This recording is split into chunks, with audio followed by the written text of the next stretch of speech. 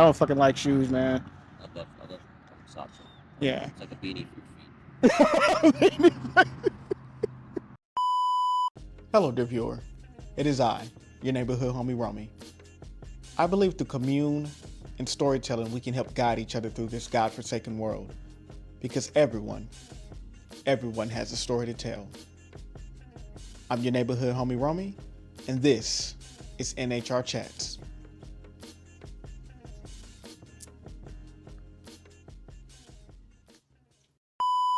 I'm your neighborhood homie Romie, aka Roman in the flesh. Today we're here with Rusty. Shout out to Rusty. And yeah, man, how I usually start off these interviews is where I start first we put a hand on the heart real quick, and yeah.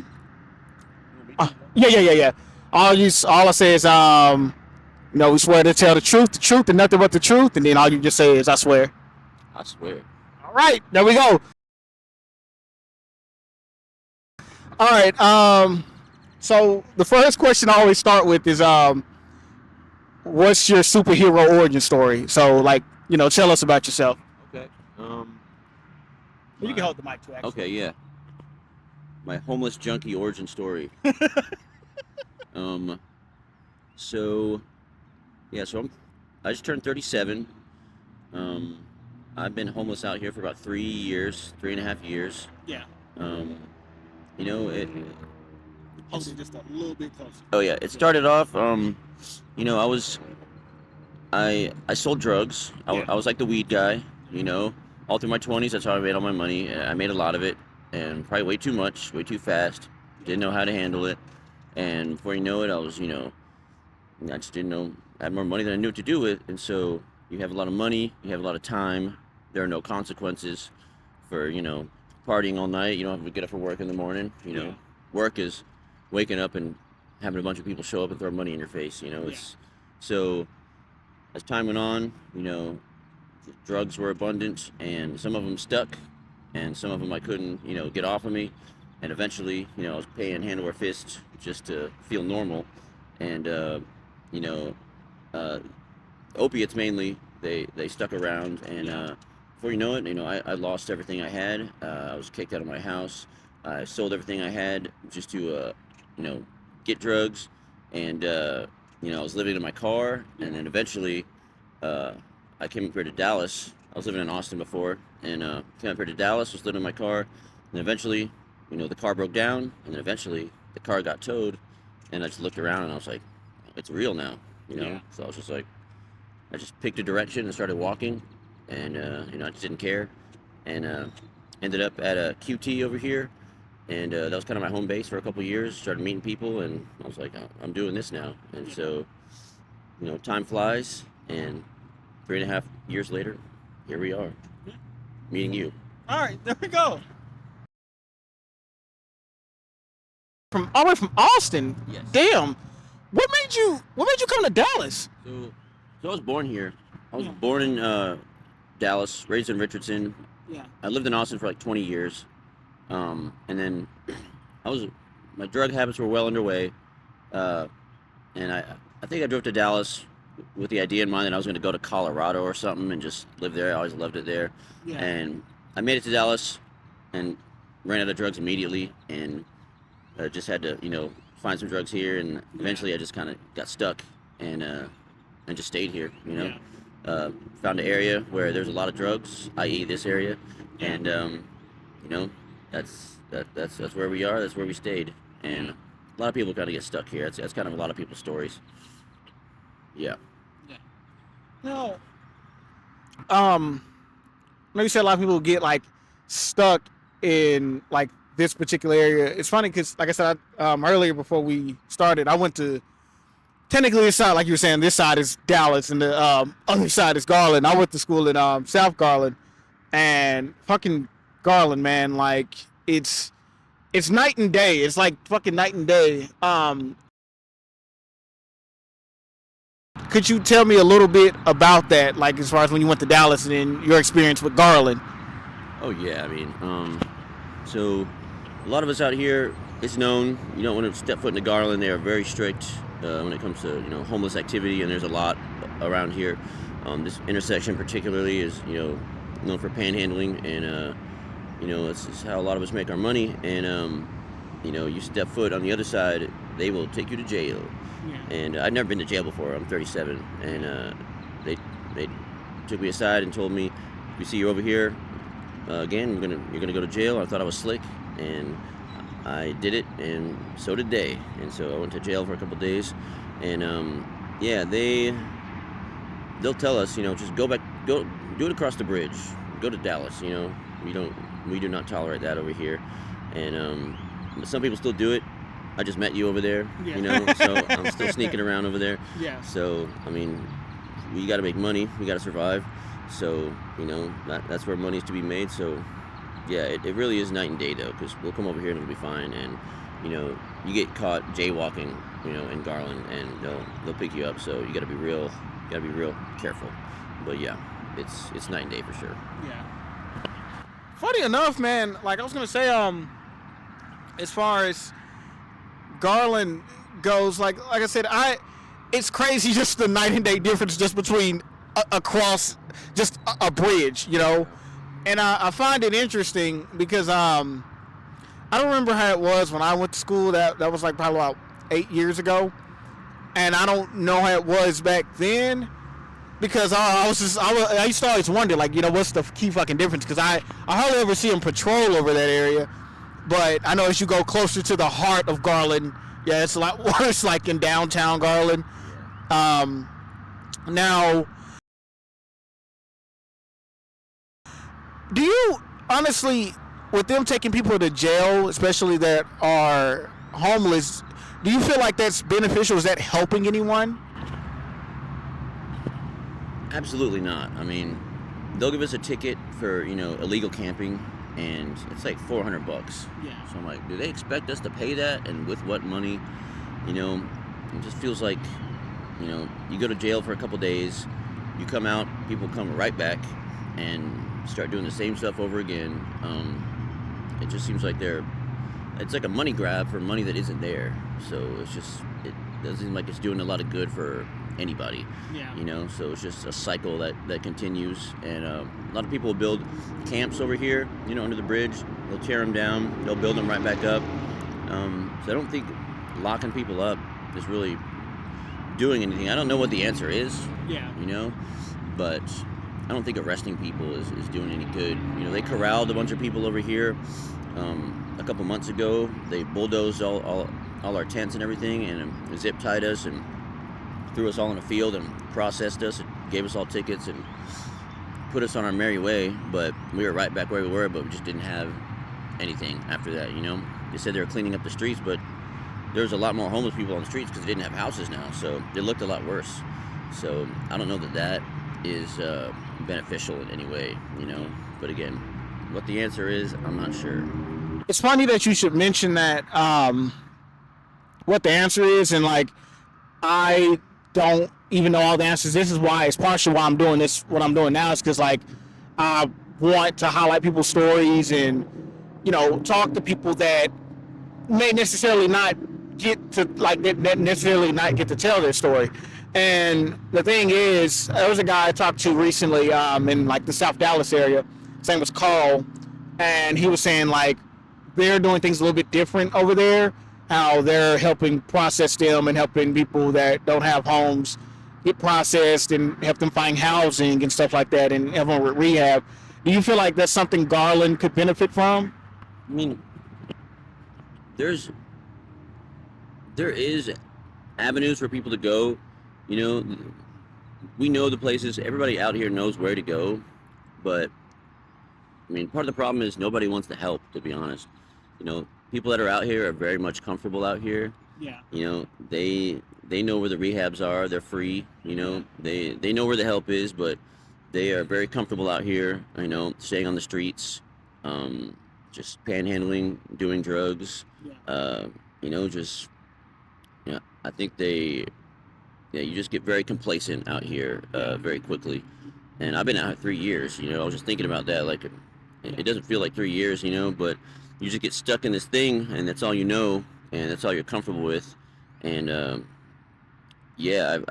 ping-ponged back and forth between going to rehab, getting into a sober house, Yeah. getting a job, and then slipping right back over here. Yeah. The call is pretty strong. Yeah. So no matter how far you go, it's always there, which is kind of scary. But you know, I go back out there, I get a job, I just get kind of bored and apathetic with life, and then I'm like, it wasn't so bad on the streets. Yeah. And then I come back to the streets, and I'm out here, I'm like, oh, this is terrible too.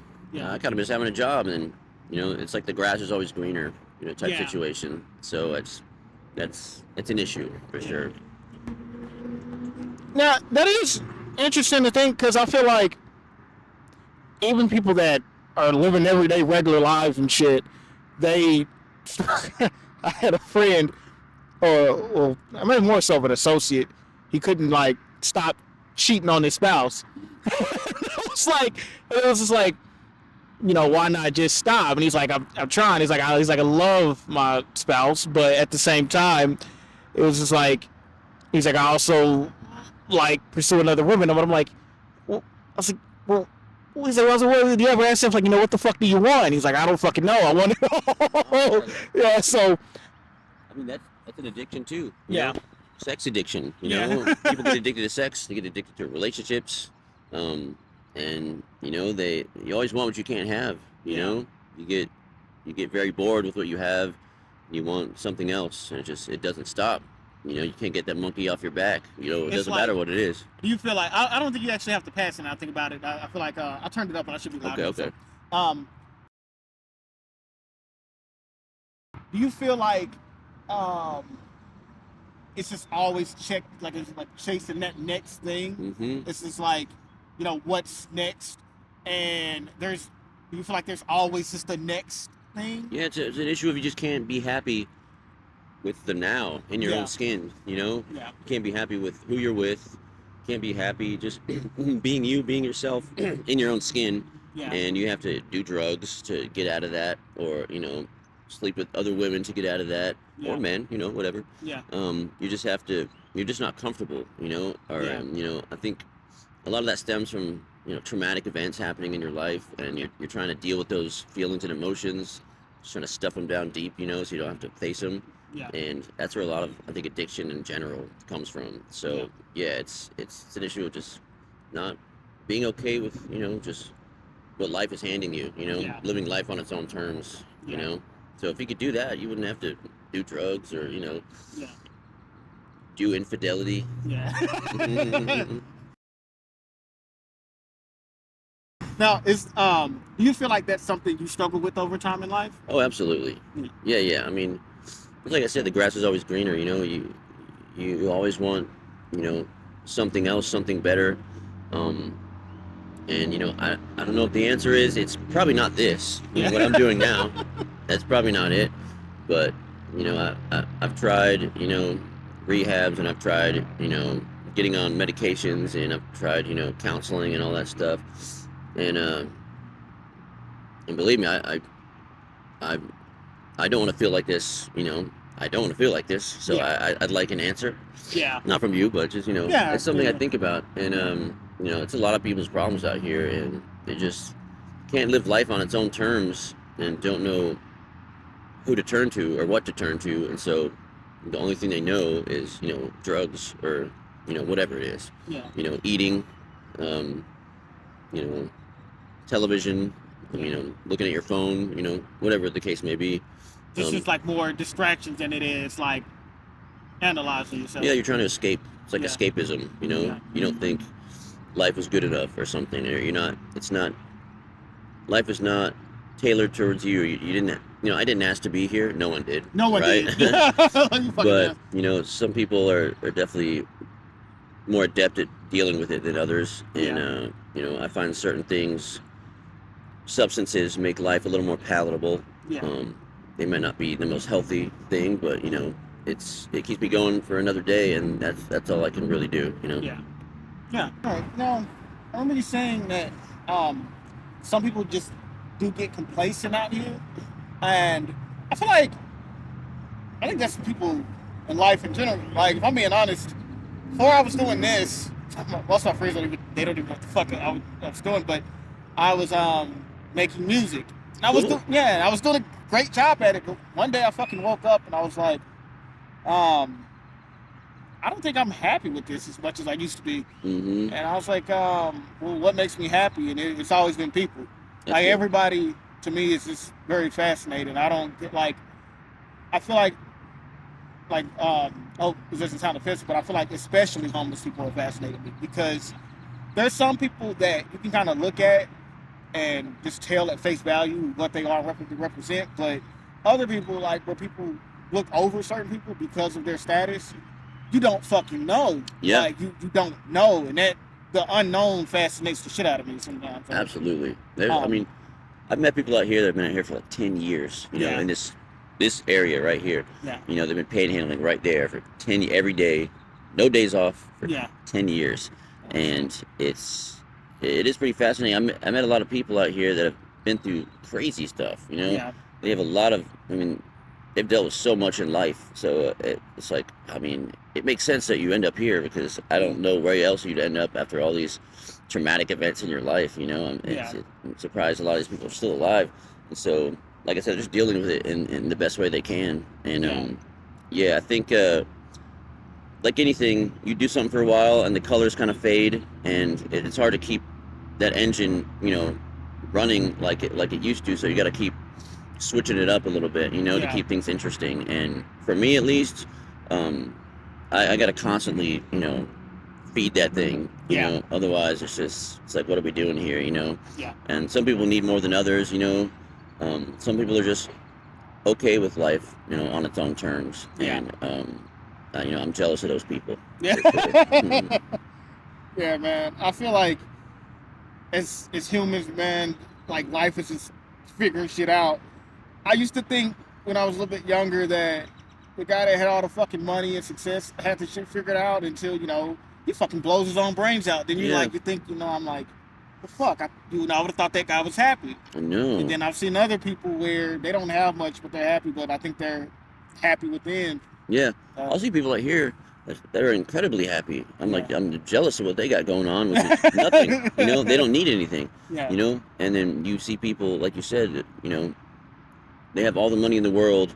You think they have everything, but you know, inside there's just an emptiness that can't be filled with any money. You know, I used to think that, like, you know, money can't solve your problems, or you know, whatever the saying is. Like, I'm like, yeah, that sounds like a poor person came up with that. Yeah. You know, until I actually had money, and then I was like, I get it, because it really doesn't. You know, there's always a hole to be filled, and you know, no one thing, you know, can do that. And you know, after a while, you know, I'm sweeping up money like it's trash, you know, like it has no meaning anymore. And so, you know, like I can travel or I can do all these things, but you just burn out very quickly. And it's like, what's the next thing?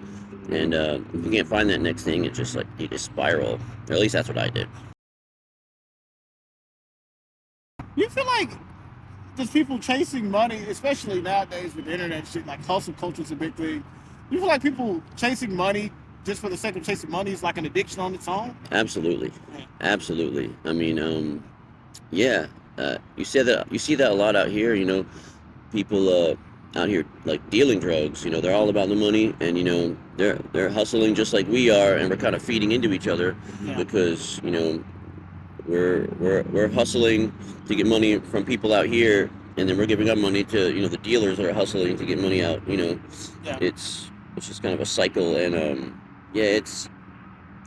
I could never really see that until I actually did make money, and then I was like, I get it now. It really doesn't, this isn't happiness, you know. It's comfort more than anything, you know. It provides a more comfortable life, but happiness is more elusive, you know. And I don't know where you get that, but I'd like to get me some. I always like to say, man, that shit starts within. I mean, I feel like any external validation, like all my friends, I was telling them, like, yeah, man, I'm taking a hiatus or a break from music and shit. They're like, I'm getting phone calls and shit, like, oh, what are you doing? What's wrong? And I'm like, well, nothing's wrong. I just don't want to fucking do this. I want to do something different. And they're trying to convince me, and I'm like, they're like, you've done so many great things, and I'm like, there's nothing that you can tell me that's gonna make me feel any different, because I'm just not feeling it. Yeah. But the moment I stopped was the moment I got clarity, and I was just like, you know, man, I feel way fucking happier now. I'm just like, I'm just gonna do this, and I was like, right now, I was like, I'm not making money from doing this. I just want to fucking do this shit. Yeah. I mean, like, it's you got to love what you're doing, yeah, and that's the real key. And so if you're getting something out of it, then keep doing it because yeah, money ain't it. I don't think yeah. Um, As I was talking to my friend, Carl, he said, at least for him, that homelessness was a choice. Do you feel like that's a true statement? I feel like in most cases, yes. There are definitely people out here that are like have mental problems and stuff, and That they makes they sense. don't really know what to do or where to go or what's going on. Yeah, And for the most part, people have drug problems out here, and that is very much a choice because we all know where to go. We all know who to call. They will come pick you up. You don't even have to go anywhere. yeah, But you know, more so, more often than not, they do not want the help. They do yeah, not want to get sober. But it's like, why would you? Because you know, on one hand, you don't have any responsibilities. You're out here getting high with all your friends all day. yeah, Just kind of what you look forward to in real life. On the weekends, it's like partying, hanging out with your friends. But it's like that just all day, every day. So like, why would you want to leave? You have everything you'd ever want. yeah, As a drug addict. yeah, But also in some ways, you're trapped because once you're addicted, to something like opiates, you you're kind of stuck doing the same thing because you got to hustle, otherwise you're gonna get sick, yeah. and there's not a whole lot else you can do besides hustle money and buy drugs, and then so yeah, it's It's like a I, cycle. I think it's very much a choice for Yeah, sure for most people. yeah. Any regrets that you feel like you have? Man, I was well aware of the pitfalls of certain substances, but I just thought, hey, I'm built different. Yeah, I can manage this. Everybody, that couldn't handle this, I'm like, watch me. And then before I knew it, spiral already began. As I yeah, was already in it, I'm like, I can get out of this. This is no problem. As I'm at the pawn shop, yeah, I'm like, I can fix this. And then in my car with nothing left, I'm like, I can still fix this. It yeah. just you convince yourself. It kind of hypnotizes you until you're on the other side of it, and you're just like, whoa, what happened? Like, so yeah, I noticed that a lot of situations, most of the time,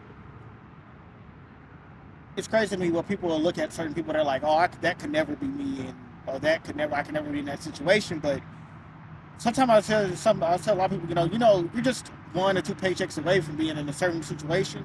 And here, and the reality of it is, you never know what you will and won't do until you're in a situation. absolutely. And I think sometimes just telling us like, "Oh yeah, I can do it," or "I can fix this," and then I'm like, I'm in certain positions where I'm like, "Okay, I can definitely fix this," and I look, I'm like, "Holy shit!" Like Yeah, I didn't know it would have got here. yeah, and I it happens quick too. It yeah, happens. It can happen very quick. yeah, And so yeah. yeah. All right, Rusty. Last question for the night. Is there any advice that you could give to anyone that? Um, I mean, if you want to take any advice from a homeless junkie like myself, do so at your own risk. But I would say, like we touched on earlier, I just think, money ain't it. Uh, find what makes you happy, and just find what fuels you. You know, find something that's healthy that fuels you. Um, and just you know, forge friendships. Um, you know, get in relationships, take chances, um, and just don't think it can't happen to you because it definitely can. And you know, you're 1 or 2 steps away from being right there. Because believe me, I was in my car looking at all these people, just going like, it can never be me. And then eventually, I was like, I'm like 1 or 2 steps away, and then here I am palling around with these people. Yeah, So it can happen just like that. So just find something that you believe in that fuels you, and stick with that. All right, Rusty. Well, All right, Roman. man, I thank you so much for your time, man. Like for even doing this. Like for real. Like you could have just said no, but I really appreciate it, man. I really do. Thank you. Like, cause I feel like I said, the main reason I do this is I feel like people can help each other, and I think that's what the world should be about. Like that's one of my things that keep me going every morning is knowing that somewhere down the line, even though the world's a fucked up place, we can help each other along the way. Yeah. So I appreciate you.